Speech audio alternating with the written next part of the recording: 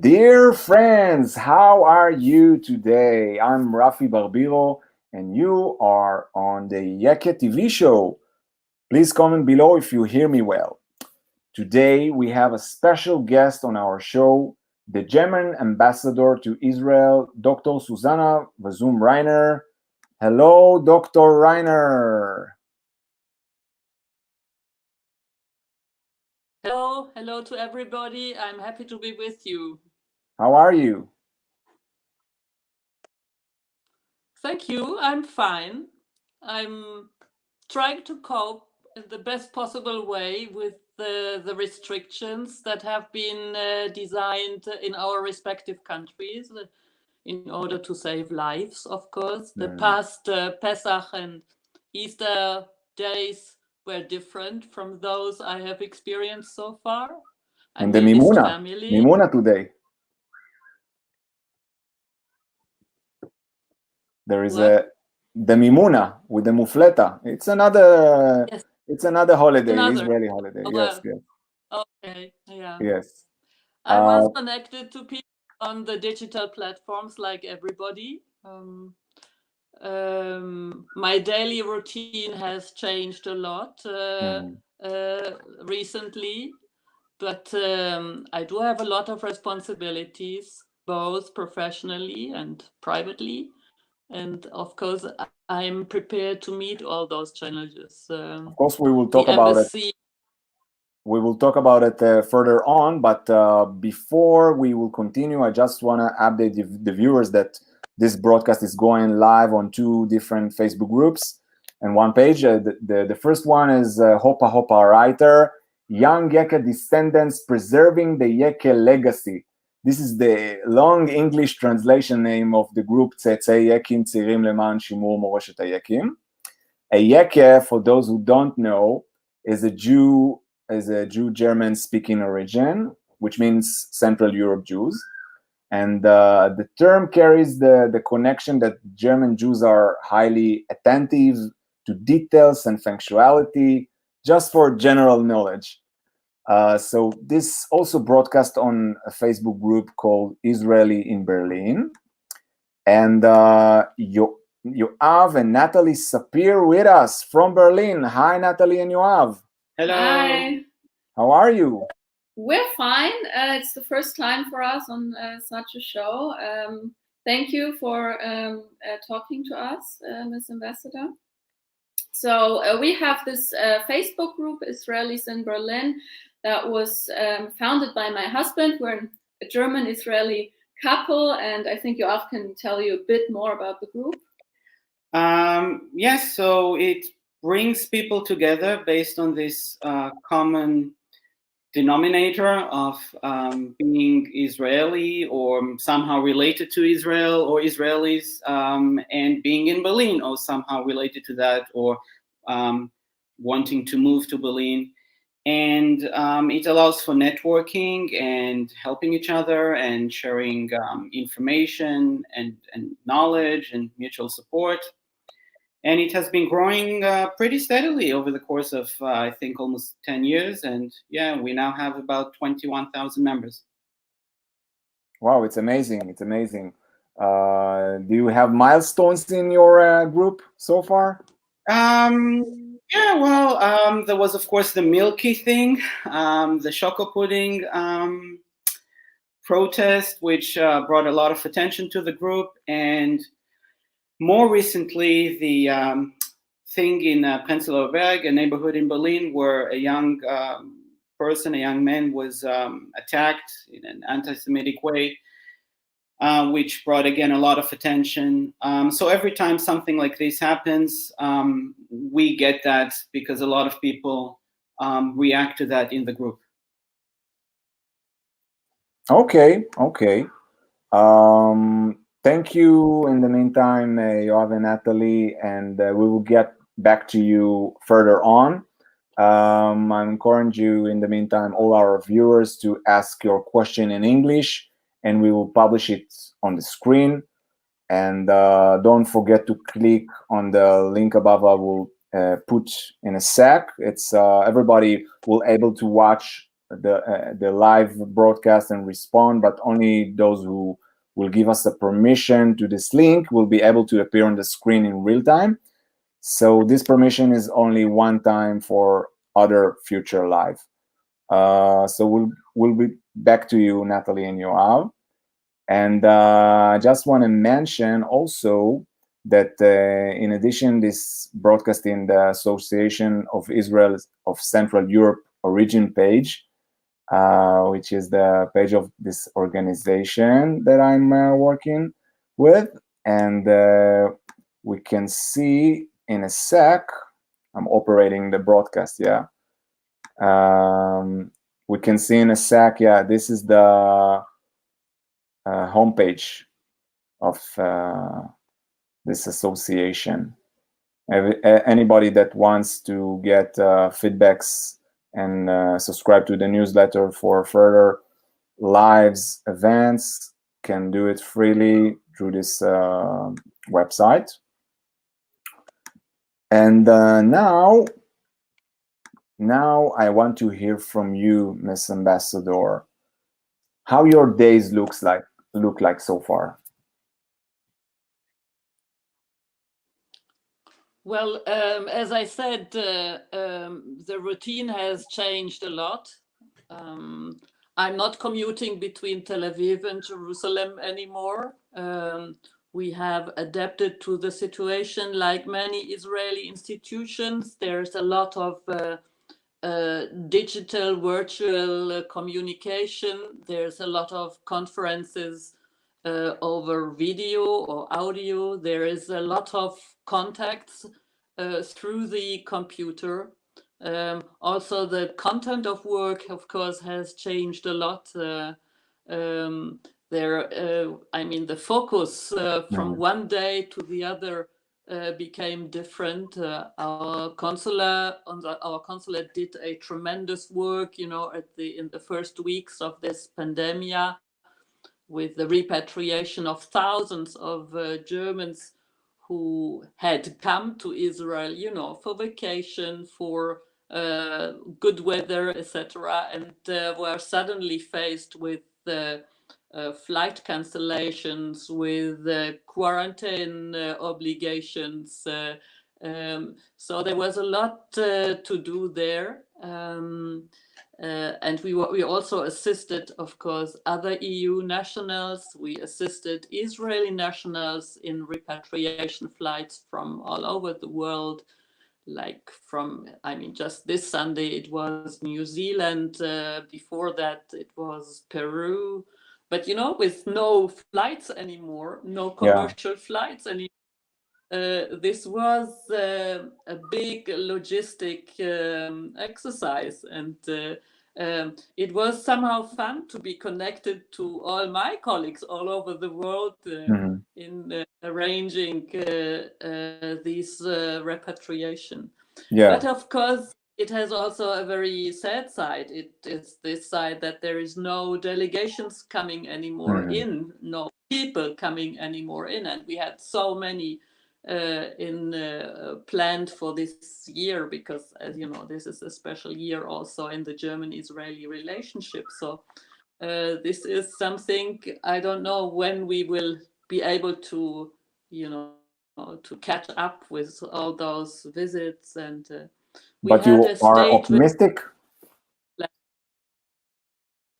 You are optimistic. Yeah. We are all optimistic. Of course. Do you have family in Germany?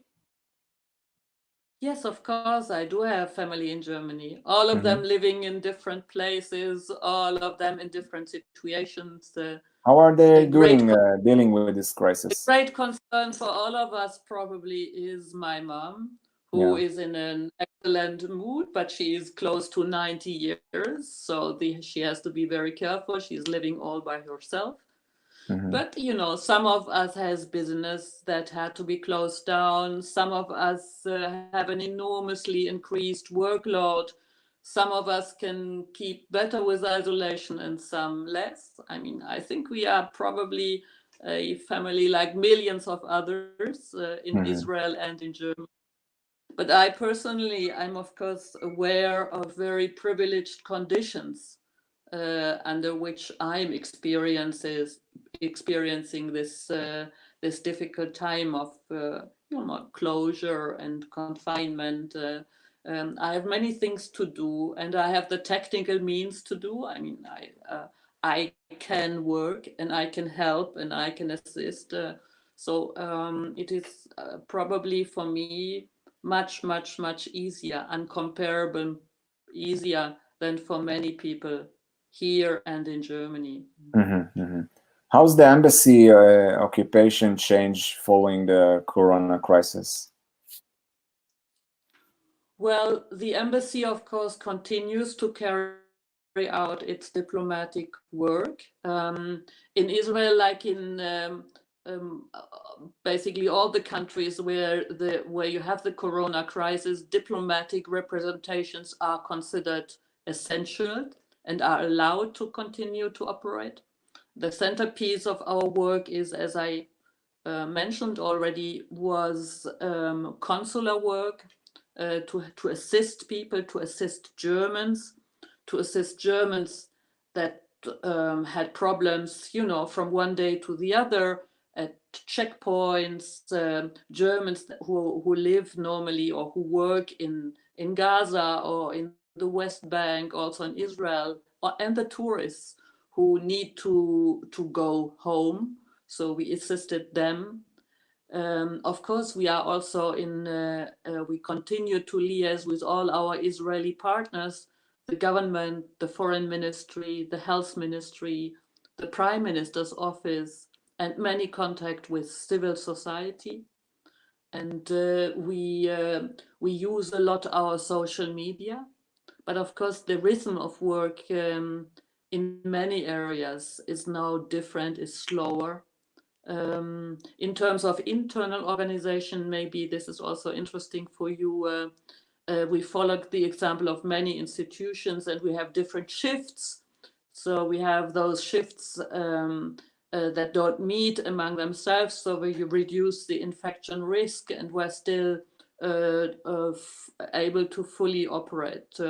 Some people of the embassy work only from home, and the other shifts, one day one shift is in the embassy and the next day another. So the embassy is fully operative, and we do a lot of things, but in a very different way.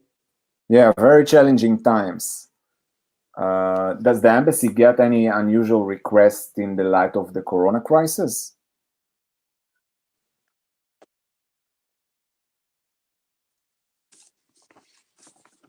I didn't understand your question or remark. I asked if the embassy get any unusual requests in the light of the corona crisis. Well, everything was totally unusual these last weeks, I would say. I mean, never before we were faced with that challenge that there was a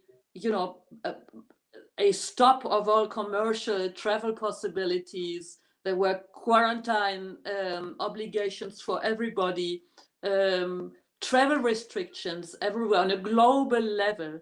So we helped so many people, on an individual level, and with all those stories you get to know, with all those concerns, with all the difficulties.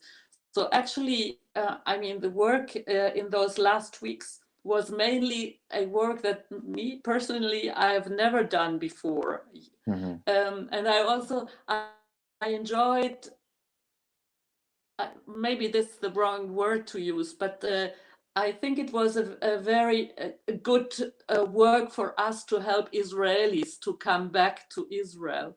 So since Germany did this gigantic operation to repatriate some 100,000 Germans who were just, everywhere in the world. I mean, like Israelis are traveling in, every corner of the world. So it was actually, it was a pleasure that we could offer help and that we could, in those so-called German flights, we could also assist Israelis to come home. And this was interesting as a work to be connected with our colleagues all over the place. And it was also very rewarding to see that we could assist also people from the country here. Yeah. I suffer that within Europe, we had to close borders, because I feel actually it would have been great if we would have dealt with it also, as a real European continent. But it was that we regionally it had to be contained. So this is why probably the border issues became relevant again. But here among the Germans and the Israelis, we could act like that. Yeah, you mentioned before the relations between the two countries. Has the crisis changed Israel-Germany relations in any way? And also, may I add the response of the comment of Michael Meir, that comment on the ייקים group. He wrote, "Thank you, Ms. Ambassador, for this meeting. In your opinion, how can Germany and Israel share their political and combine in the fight against spreading of the coronavirus?" Thank you, Michael. Thank you. Thank you, Michael, also from my side. Maybe first your part of the question and then Michael's. Yes. So, as I said already, we have a very special year in the bilateral relations. It started very strong when we commemorated together in a very touching way the 75 years of the liberation of the German death camp of Auschwitz-Birkenau, when our two presidents were traveling together.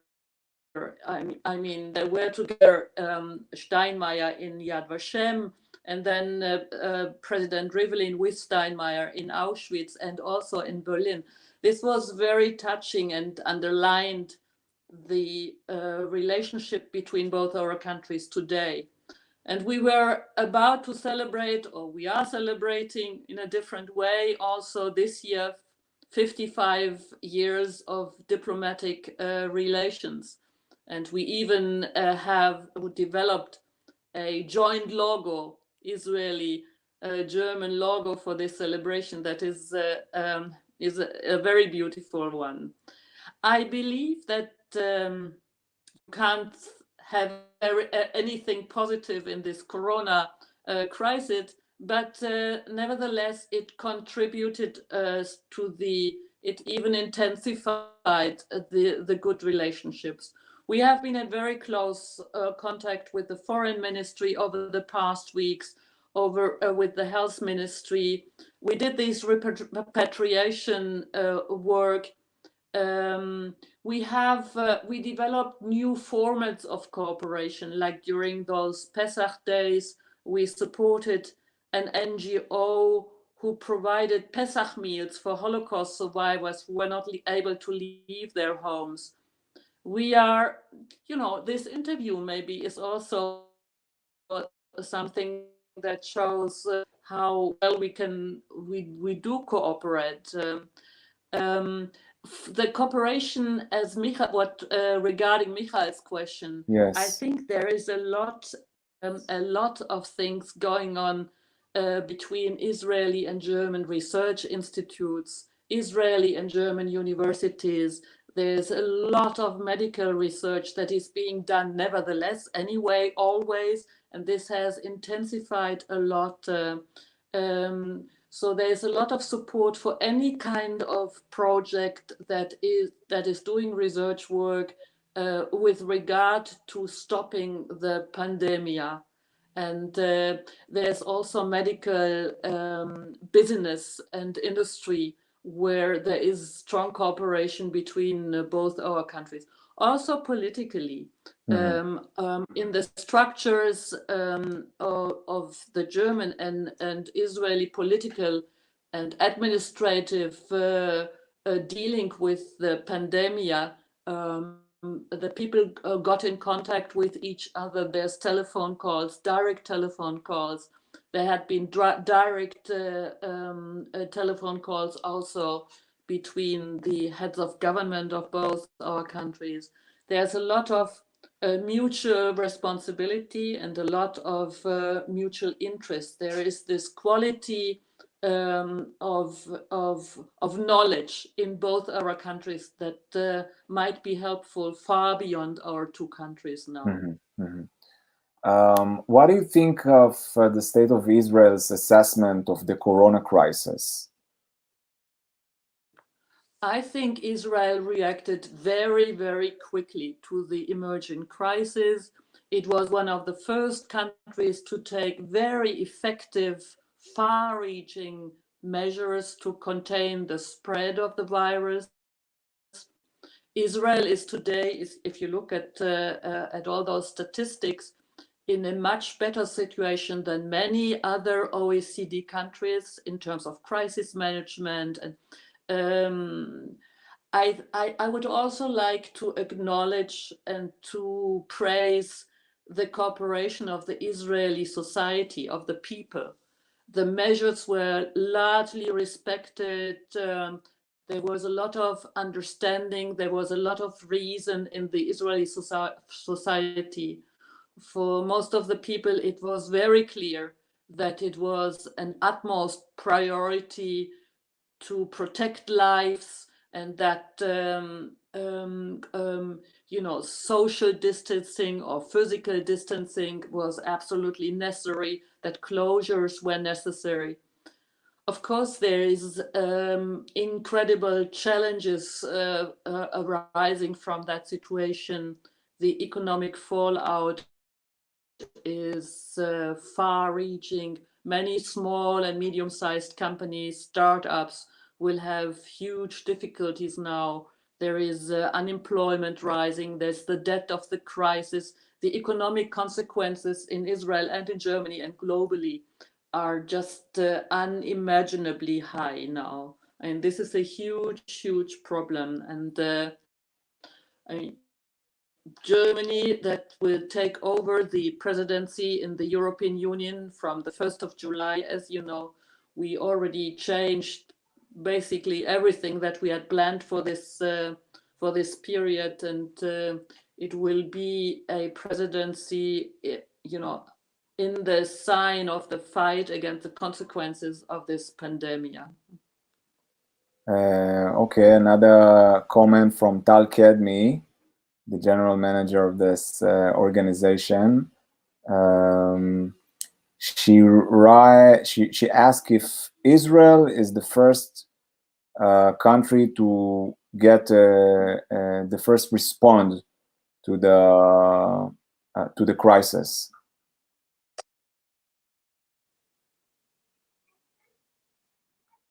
If Israel is the first country to get response to the crisis, and Israel was not the first country affected by the crisis, but the moment Israel understood that this virus had arrived in the country, it took immediately strong, very effective measures that had an impact also on other countries that had to deal with this challenge.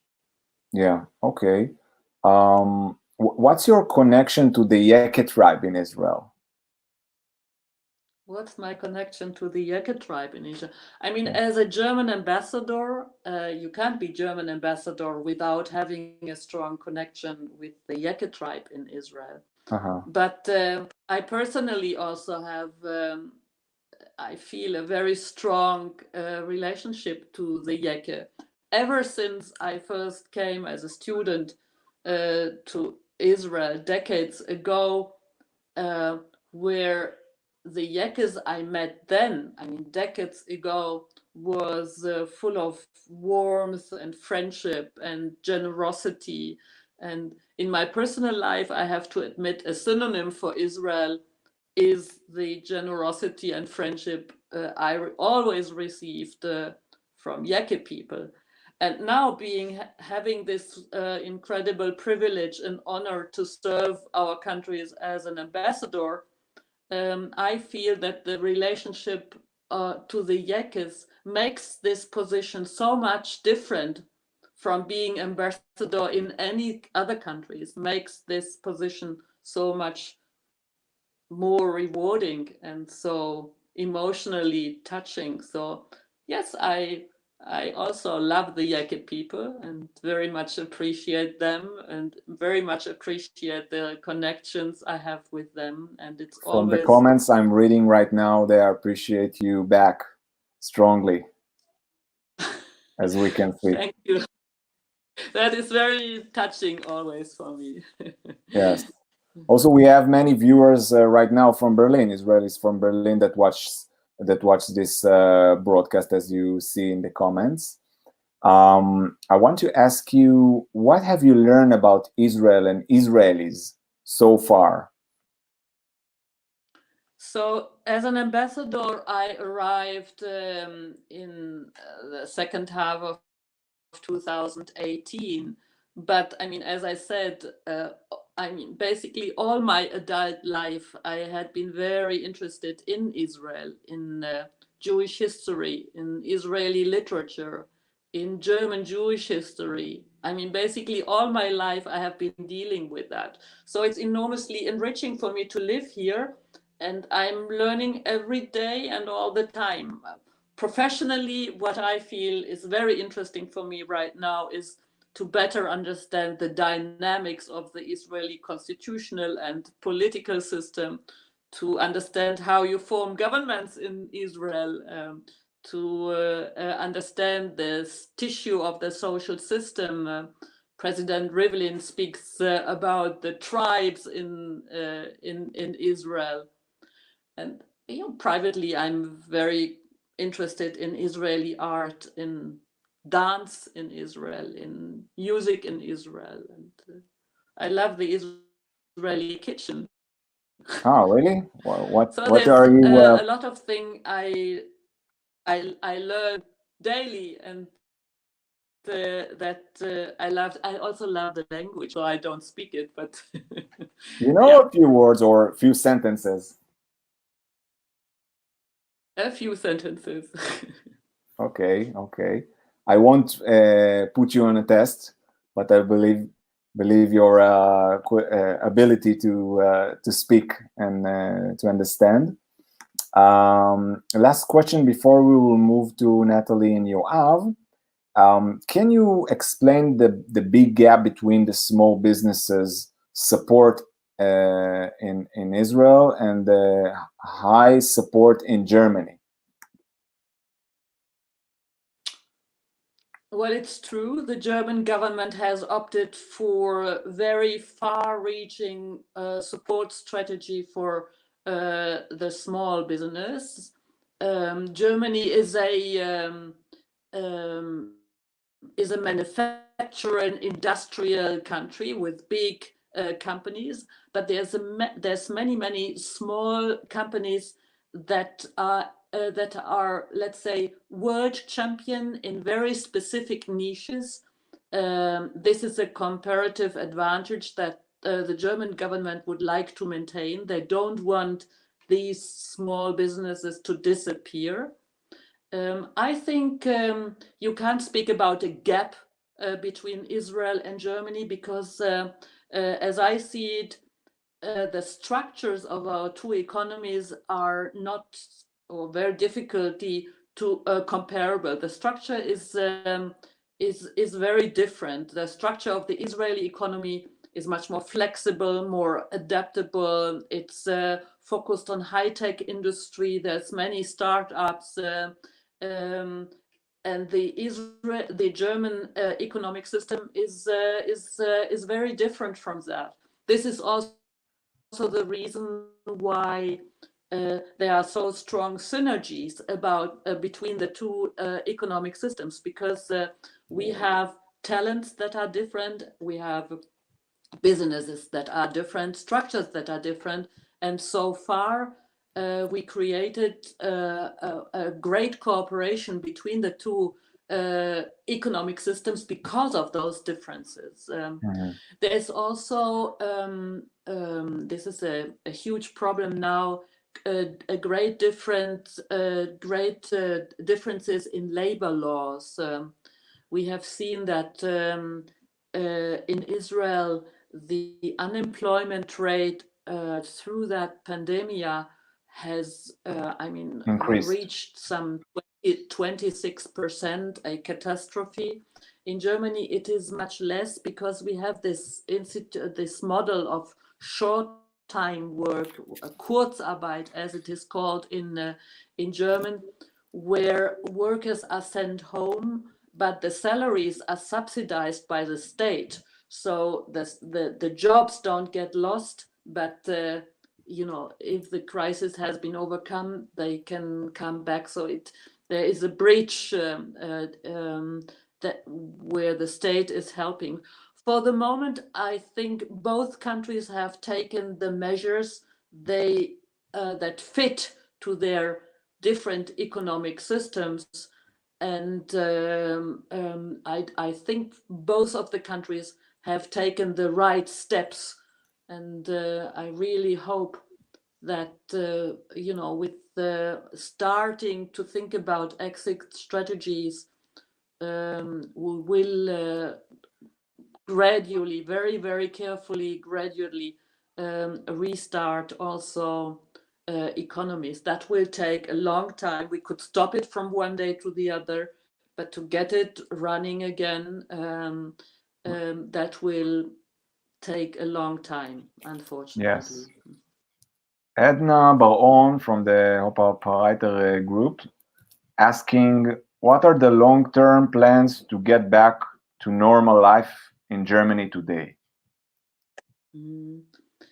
We had yesterday a conference between the Chancellor and the Ministerpräsidenten of all those regions of the Länder.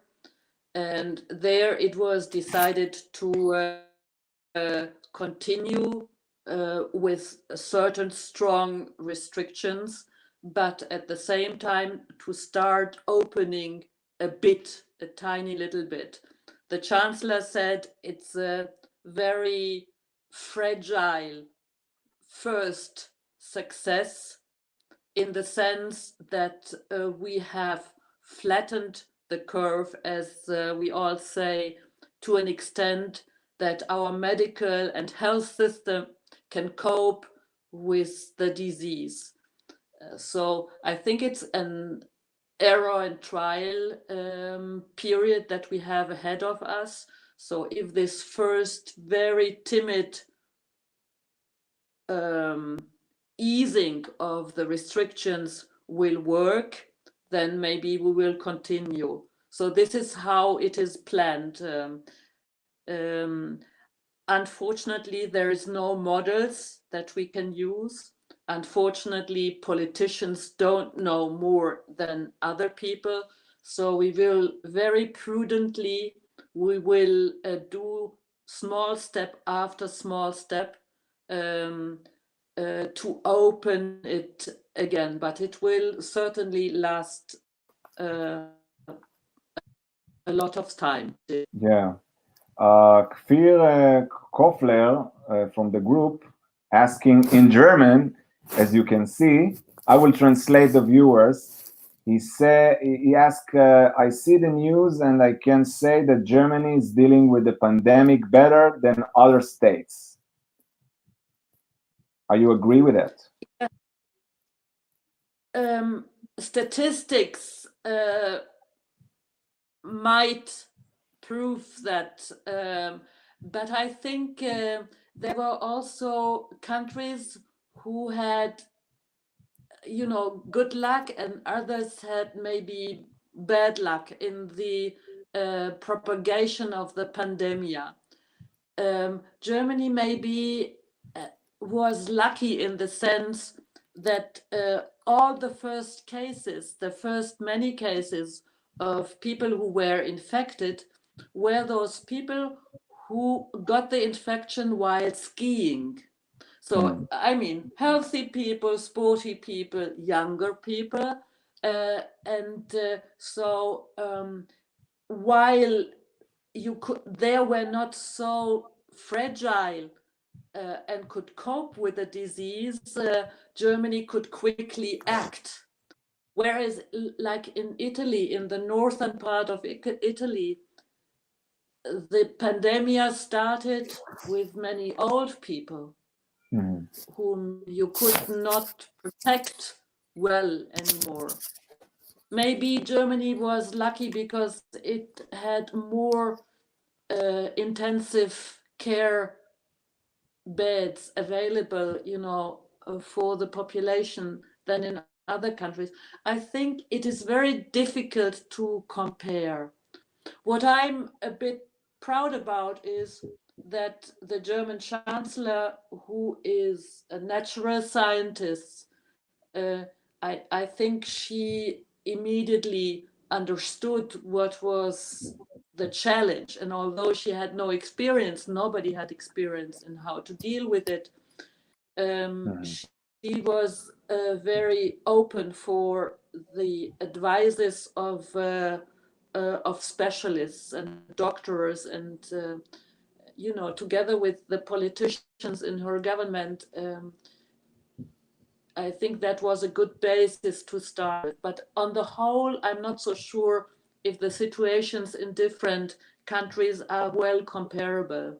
It is with the great, great pain in my heart that I follow the events in Italy. I served in Italy before coming to Israel, and I'm in contact with my colleague in Rome, and it is just sad news. So painful to see such a wonderful country, how it suffers under this pandemic, and also, of course, Spain in such a difficult situation. And I'm glad that we could assist a bit in taking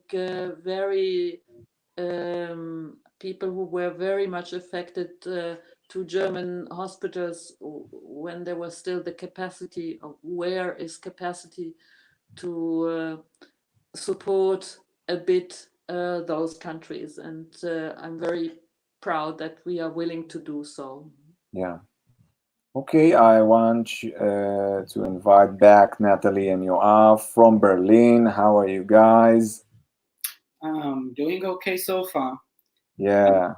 We have a couple of questions. I'll start, and then Natalie will have a different question. Several different people have asked about the new legal situation in terms of dual citizenship. Before it was, the situation was that Israelis who were applying for German citizenship, who were not descendants of Germans but had to apply, that they were forced to give up typically their Israeli citizenship. And now apparently there is a new letter from the Ministry of Inner Affairs in Germany that this is no longer the case. And if you could confirm that Israelis that now apply for German citizenship can actually have both nationalities. And also a lot of people were asking about coming back to Germany, Israelis who are in Israel, and they do not have German citizenship, they have student visa and so on, if they can use these visas that they have, temporary visas, to come back to Germany during this time. So these are all very specific consular questions. Regarding the first question, yes, indeed, the laws regarding the acquisition of the German nationality for the descendants of Holocaust survivors, of victims of the Holocaust, have been prolonged and lightened. So there is again easy possibilities for Israelis to get also the German nationality. And regarding the question with the visa, there will be a lot of special regulations now. We are already working on that because this situation was not planned, and there will be new rules and regulations. We had that also for people staying in Germany now where the visa, the validity of the visa has ended already. There is all kind of regulations, and I would just invite you to get in contact with either the Israeli consulate in Berlin or wherever you are, with our embassy, our consulate here in Israel for these specific questions that can't be answered in general. Okay, thank you. Natalie, you have last questions for the ambassador? Thank you for sharing your insights and for showing us your love of Israel, the Jewish culture, Jewish history. I think we have a lot in common here. What I really like is that Germany now started establishing the Deutsch-Israelisches Jugendwerk, which I think is a great opportunity also for younger people to have this exchange on both sides, for both Israelis and Germans. Maybe you can tell us a bit about how these plans are going. When will this actually start? Yeah, so this was a plan that was agreed upon during the last G2G conference that was in October 2018, when the German chancellor and the German government came to Israel, and we had the last government to government consultations. There it was agreed to proceed with the creation of such an institution. So unfortunately, we started with the work, and everybody was eager to work on structures. But then in the course of the formation of a new government in Israel, it didn't really, proceed as fast as we had all hoped. And the moment we will have a new ministry, foreign ministry and education ministry in place in Israel, I'm sure this will continue. In the Polish and in the French models we have on this für das Deutsch-Israelische Jugendwerk for this institution, this has helped a lot and has created so many points of contact. Fortunately, there is many other exchange programs in place between schools, between universities. There is the Johannes Rau scholarship. There is many other things, but it was also very dear to the chancellor to have this institution for youth exchange between Germany and Israel in place.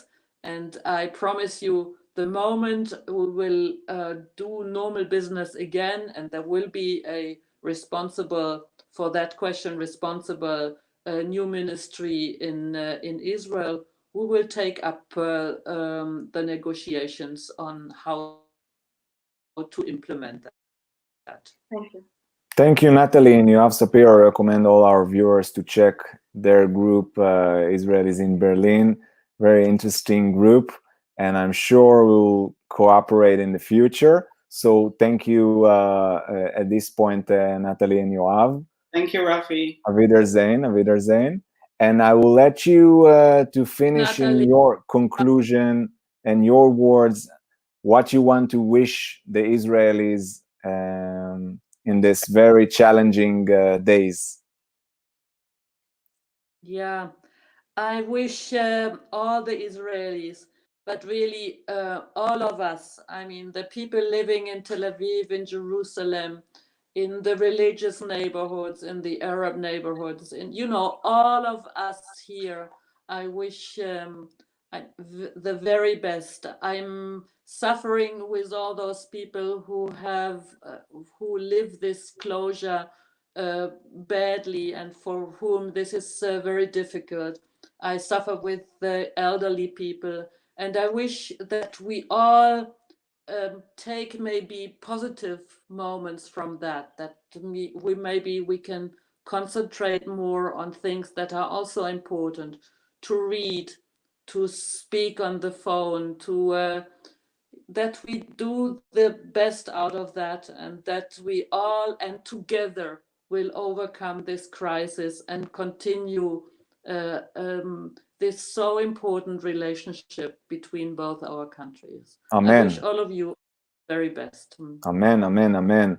Thank you very much for your time. It was a pleasure to host you on the show, and I wish you all the best. Stay safe. And all our viewers, you're more than welcome to write questions, and we will try to answer them. And for those who want to see and to catch the upcoming live shows of ייקים TV, are welcome to subscribe on the organization website. It's free. And see you on Monday on a special show for the Holocaust Day. Thank you very much, Miss Ambassador. Auf Wiedersehen. Thank you, Rafi. Bye-bye. Auf Wiedersehen. Bye-bye-bye. Bye-bye.